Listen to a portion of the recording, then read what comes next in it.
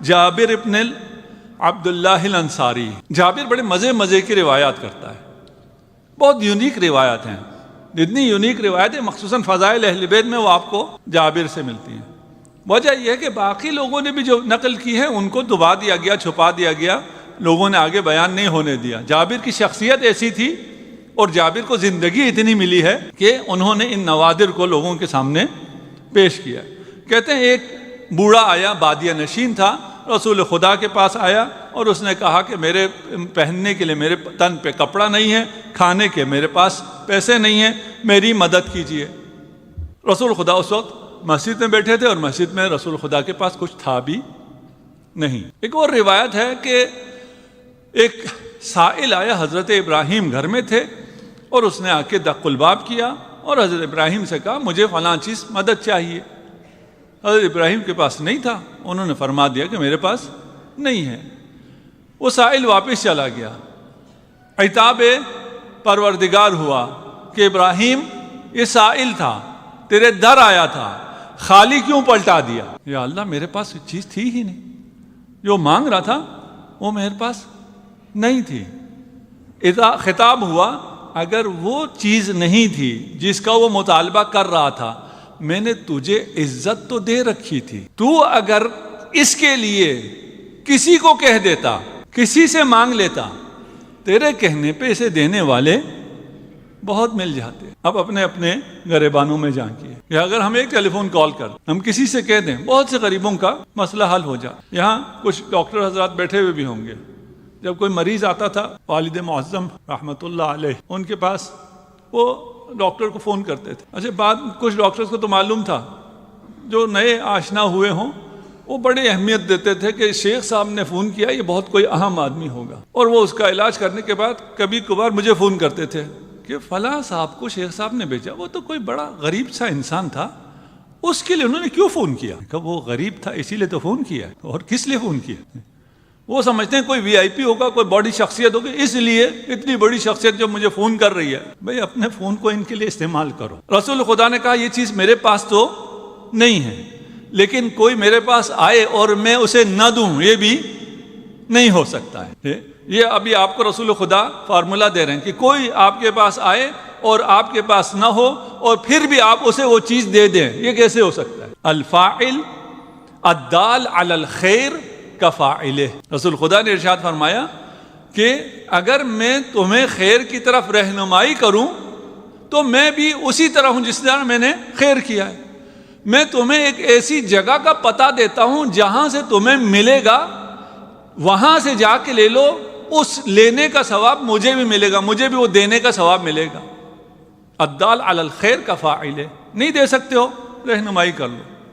کہاں سے ملے گا؟ کہاں سے ملے گا؟ کہا در زہرا پر چلے جا. بلال سے کہا بلال اسے لے کر در بطول پہ چلے جا. یہ شخص آتا ہے, دروازے پہ کھڑا ہوتا ہے, تھا کوئی معرفت والا, السلام علیکم یا اہل بیت النبوہ ومعدن الرسالہ.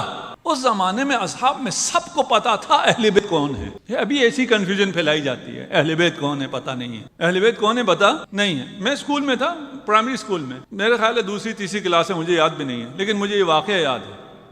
اس نے پوچھا جی تم کہاں سے آئے ہو؟ میں نے کہا جی میں F74 سے آیا ہوں. F74 کہاں سے آیا؟ میں نے کہا جامعہ اہل بیت سے آیا ہوں. کہا شیعہ ہو؟ اس کو کیسے پتہ چلا میں شیعہ ہوں؟ اس وقت مجھے نہیں پتا, میں خود بہت چھوٹا تھا. میں گھر آ کے پوچھا کہ میں نے اپنے اسکول میں ٹیچر سے کہا کہ میں جامعہ اہل بیت میں رہتا ہوں, تو اس نے کہا تم شیعہ ہو.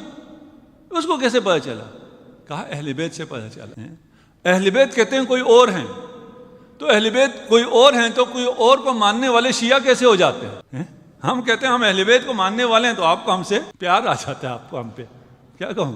السلام علیکہ یا اہل بیت النبوہ. میں مختصر کر رہا ہوں.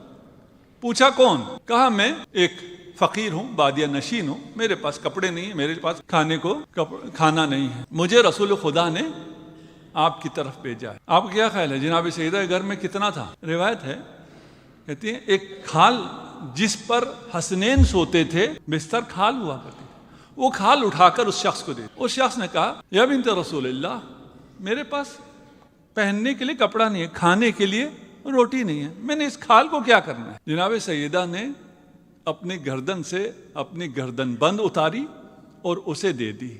کہا کھانے کو میرے گھر میں بھی کچھ نہیں ہے، جاؤ یہ لے جاؤ، اسے بیچ دو، اسے بیچ کر اپنے لیے روٹی اور کپڑا لے لو۔ اس شخص نے یہ لیا اور رسول خدا کے پاس آیا۔ رسول خدا مسجد میں تشریف فرمائے، پوچھا کچھ ملا تمہیں؟ کہا جی مجھے یہ ہار دیا ہے جناب سیدہ نے، اور فرمایا ہے کہ اسے بیچو۔ عمار مسجد میں موجود تھے۔ عمار نے کہا یا رسول اللہ کیا میں یہ ہار خرید سکتا ہوں؟ رسول خدا نے ارشاد فرمایا ہاں خرید۔ عمار لو اشترک فیہ الثقلان ما عذبہم اللہ، یہ ہار اس گردن بند کی قیمت بتا رہے ہیں۔ اب یہ قیمت عمار کو سمجھ میں آنے والی قیمت ہے، لیکن آپ کو مجھے سمجھا رہے ہوتے تو کہتے اس میں اتنا ٹن سونا آئے گا، اتنے ملین یا بلین ڈالر کا ہے۔ عمار کو کیا سمجھایا؟ کہا یہ ہار خرید لو اس لیے کہ یہ ہار جس کے پاس ہو، اگر ثقلان یعنی جن و انس تمام کے پاس بھی یہ ہار ہو تو خدا انہیں عذاب نہیں کرے گا۔ یہ اس ہار کی قیمت۔ عمار نے کہا بتاؤ اس کی قیمت کیا ہے؟ اس نے قیمت لگائی، روایت میں ہے، میں آپ کا ٹائم کم لے رہا ہوں۔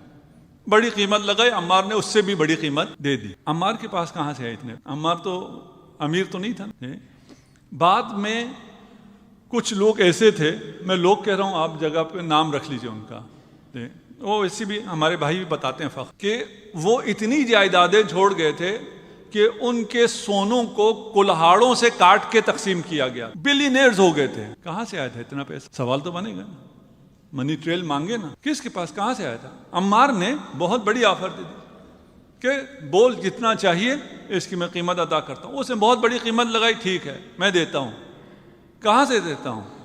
خیبر سے جو غنیمت ملی تھی، اس نے ایک نادر کوئی چیز تھی، ابھی روایت میں اس کا نام ہے میرے ذہن میں نہیں آ رہا، وہ قیمتی تھی، اس نے فوراً جا کر عمار نے اس چیز کو بیچا، اس کو اس کی قیمت ادا کر دی۔ یہ بندہ بھی خوش ہو کر چلا گیا۔ اب عمار نے کیا کیا؟ اس ہار کو ایک بردہ یمانی میں لپیٹا، خوشبو لگائی، اپنے غلام سے کہا کہ یہ لے جاؤ اور رسول خدا کی خدمت میں دے دو، تم اور یہ ہار رسول خدا کا ہوا۔ اللہ اکبر۔ یہ غلام گیا، اس ہار کو لیے رسول خدا کی خدمت میں حاضر ہوا۔ رسول خدا نے کہا یہ ہار لے جاؤ اور میری بیٹی فاطمہ الزہرا کو دے۔ وہ غلام یہ ہار لے کر جناب سیدہ کے پاس آیا، عمار نے مجھے بھیجا ہے اور رسول خدا نے مجھے آپ کی طرف بھیج دیا ہے، یہ ہار آپ کا ہوا، میں آپ کا غلام ہوا۔ جناب سیدہ نے ہار قبول کیا، غلام کو آزاد کر دیا۔ وہ غلام مسکرانا شروع کیا۔ کہا کیوں مسکراتے ہو؟ کہا آپ کے مال میں کتنی برکت ہے، آپ کی گردن سے اترا، ایک فقیر کو امیر کر دی، ایک غلام کو آزاد کر دیا اور واپس آپ کے ہاتھوں میں آ گیا۔ یہ برکت آپ کے لیے بھی موجود ہے، آپ کے ہاتھوں میں بھی گردن بند سیدہ موجود ہے۔ تو مال جو آپ اپنا سمجھتے ہیں وہ سیدہ کا، ذرا سیدہ کو ہدیہ دو، صلوات پڑھ دے محمد و آل محمد۔